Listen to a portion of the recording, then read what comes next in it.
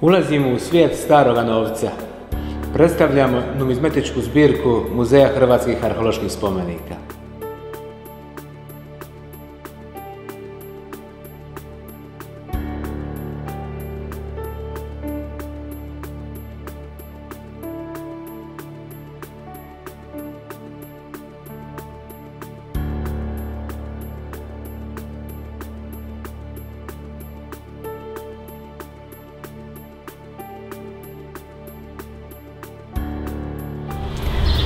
Jedan od najznačajnijih numizmatičkih nalaza posljednjih desetljeća je ostava bizanskih zlatnika i šuplja crkve u Salinu, gdje se sada nalazimo. Ostava je datirana vladavinom cara Heraklija u prvu trećinu 7. stoljeća. Značajno je svjedočanstvo o vremenu kada grad Salona prestaje biti dio bizanskog posjeda.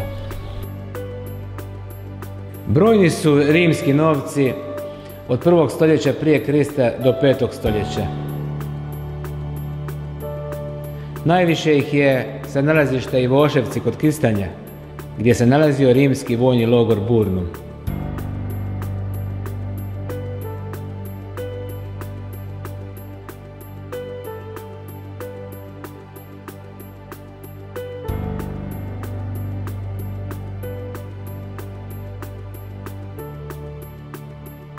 Izuzetan rimski spomenik je medaljon carice Faustine Mlađe, žene cara Marka Aurelija. Medaljon je pronađen u mjestu Podgrađa kod Benkovca, gdje se nalazio municipi Aserija. Od posebnog interesa za hrvatsku povijest je srednjovjekovni dio zbirke, osobito bizanski novac. Među tim novcem valja izdvojiti zlatne solide Konstantina V. Kopronima, kovane u Sirakuzi. Riječ je najvjerojatnije o tributu, odnosno zalogu slobode bizanskih gradova u Dalmaciji, koji su u burnom vremenu ratova sa Francima pokušali osigurati neutralnost Hrvata u njihovu zaleđu. Nalazimo se na lokalitetu Klapavice pored Klisa, gdje je pronađena skupina zlatnika i srebrnjaka iz doba najžešćih sukoba bizanske vojske istočnih Gota, koji su u to doba držali Salonu kao i uporište okolo nje. Najmlađi novac gotskog kralja Atalarika, srebrnjak četvrtina Silikve, datira taj skupni nalaz u 30. godine 6. stoljeća.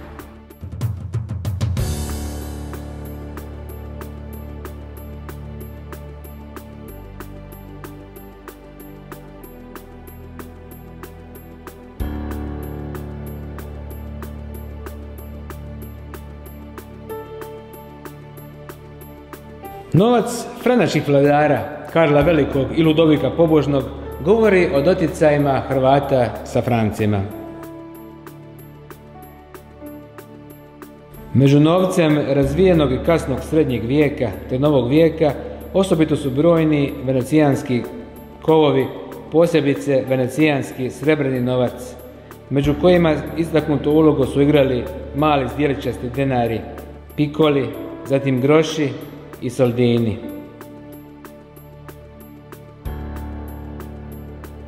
Od ostalog novca, razvijenog i kasnog srednjeg vijeka te novog vijeka, izdvojimo novac slavonskih banova,